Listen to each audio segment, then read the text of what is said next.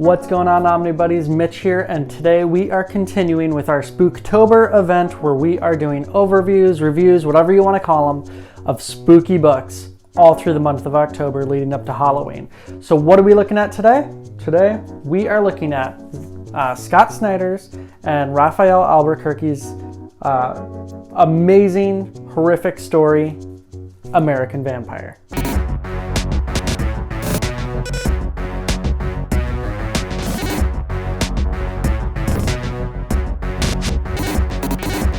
Alright, so American Vampire is, well, it's all collected in multiple ways. The best way, in my opinion, is the omnibus, which is out of print, sadly. Hopefully it comes back in print at some point. It's by DC with the Vertigo imprint because Vertigo was absorbed, taken over, whatever you want to call it, by DC. So it's continuing on in that Black Label line.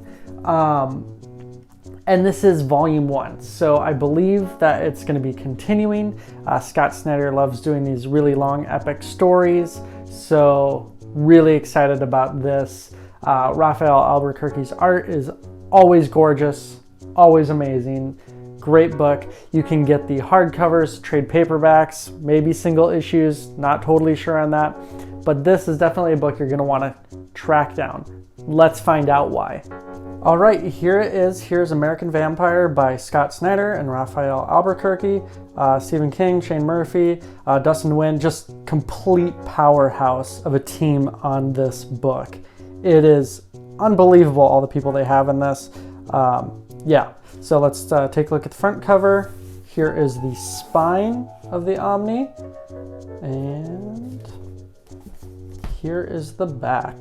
This does originally retail for $100. If you're looking for the Omni right now, it's very much out of print, so sorry about that, but that's kind of how it goes. So you're going to be paying more for it, sadly. Hopefully you can find the hardcovers or trade paperback. I definitely recommend picking it up in any of that. So one thing I did want to show is I love the actual hardcover of this book, the boards. Here's the spine of there, and there's the front cover. It's got that spot gloss on there, which is pretty cool. Obviously the cover has, the dust jacket has that too. There's the back. So let's get into it. It's got kind of the two main characters, some cool end sheets going on. Here, let me show you just the binding real quick while we got it. It's got a great eye hole. This is after being read once. Holds up really nicely.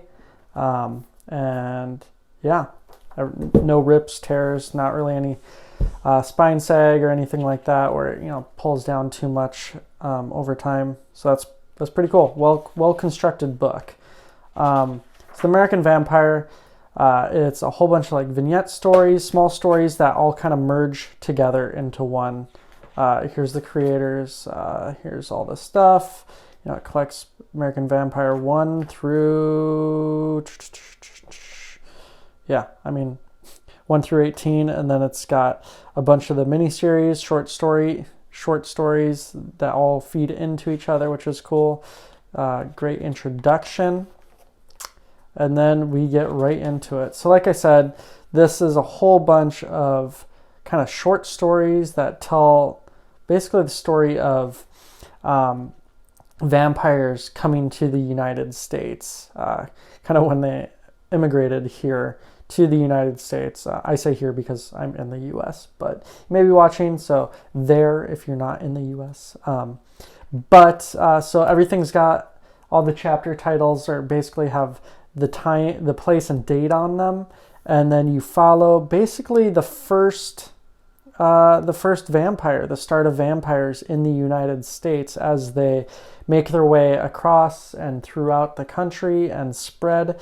And basically, one of the first vampires, Skinner Sweet, which you're seeing his beautiful mouth right there, and basically him becoming a vampire to him becoming a huge pain in the butt for not just other vampires, but for the country.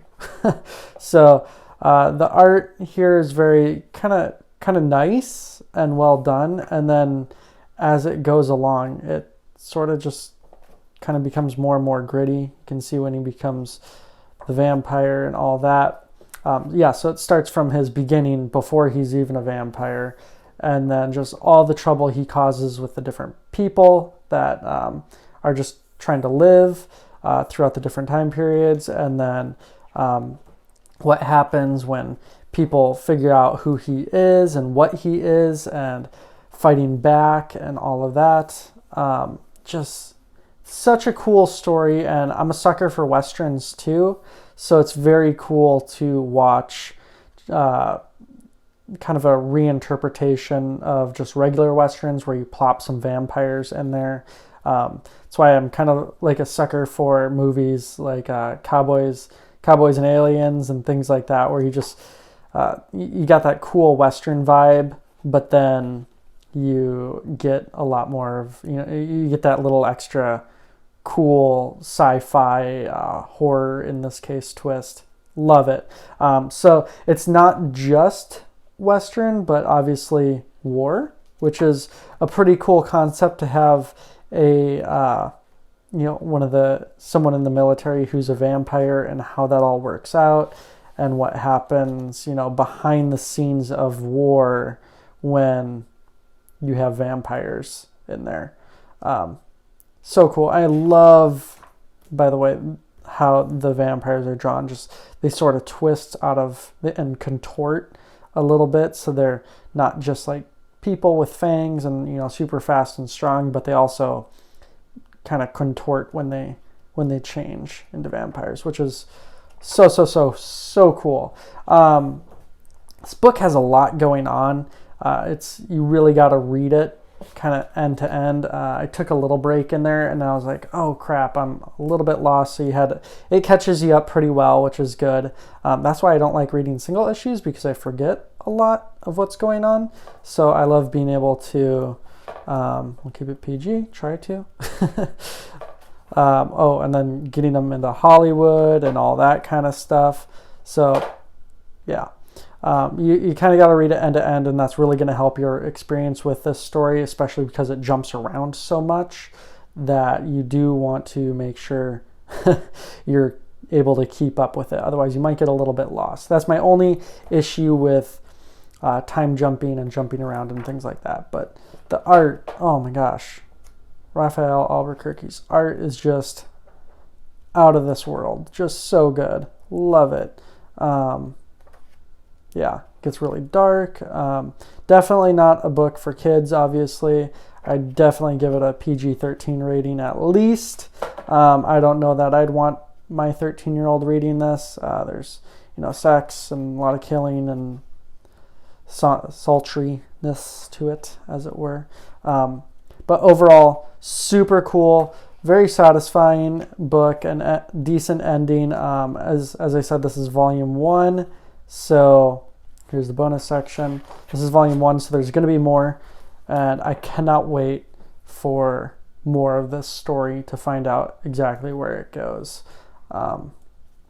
It's got some really cool bonuses, a fair amount actually. You can see a lot of the covers and some of the scripting, and you could see some of the afterwards and forwards and things like that by Stephen King and some Scott Snyder. So that's really appreciate that stuff. I don't always read all that, but I'm very appreciative of when it's just not cover art gallery at the end.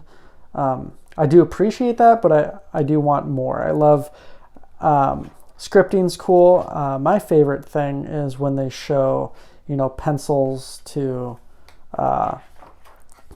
inks to colors, and they kind of show the whole process of creating the page. I really do like these character pieces where they show the character designs and kind of how they're built and all that. Like, love this kind of stuff. This is my favorite kind of stuff to see in the back of a book, actually. And yeah, just look at that art. So cool. Like, this is what I'm talking about, where just from first kind of sketch to what it ends up being. So very cool. And there's a lot of this, man. Way more than I remembered. And that is a quick look. We got the biographies at the end and some really cool end sheets. I always say this, I'm a sucker for end sheets, so love when it's not just black or gray or white or something, but there's a really cool art piece aspect of it. And there it is. There's Skinner on the back, and there's one of the main characters on the front. Her name is slipping my mind, but there it is, a quick look at American Vampire. All right, so that was a quick overview of American Vampire. Hope you liked it. Again, the art is just out of this world. The storytelling is really cool. Kind of took me off guard in how it jumps around. I thought it would just be one long consecutive story, but you know, following vampires and how they have such a long lifespan, it's kind of cool to be jumping around and getting portions of their life and portions of the history that have happened and just all kind of captured, and it all builds into this one large story. What's cool about it though is if you want, you could really jump around quite a bit and read whatever is available to you if you're trying to find the trade paperbacks or whatever, because they're all sort of self-contained but also interrelate quite a bit. Obviously the best reading order is more than likely going to be in the omnibus. Some people might have better ideas for mapping, but that's going to be the best reading order. But it's pretty cool because it's almost like a whole bunch of little vignette pieces, mini stories, mini series, whatever you want to call it, that all kind of fit together into a really cool puzzle. So that's it. That's all I have to say about American Vampire, or all I will say about American Vampire. Cannot wait for it to be continued and to read volume 2. We'll see when or if that happens. But remember to like, subscribe, hit the bell for notifications, do all those things. But like I say in every video, most important thing is to comment. Love chatting with everyone about what they're reading, what they're buying, picking up, what they're selling, why, all that stuff. What's a spooky book that you've been reading this month during Spooktober? Was it a disappointment? Was it great? Let's keep it positive. What's a good Spooktober book that you've read that's kind of taking you by surprise? All right, that's it. Take care. Stay safe.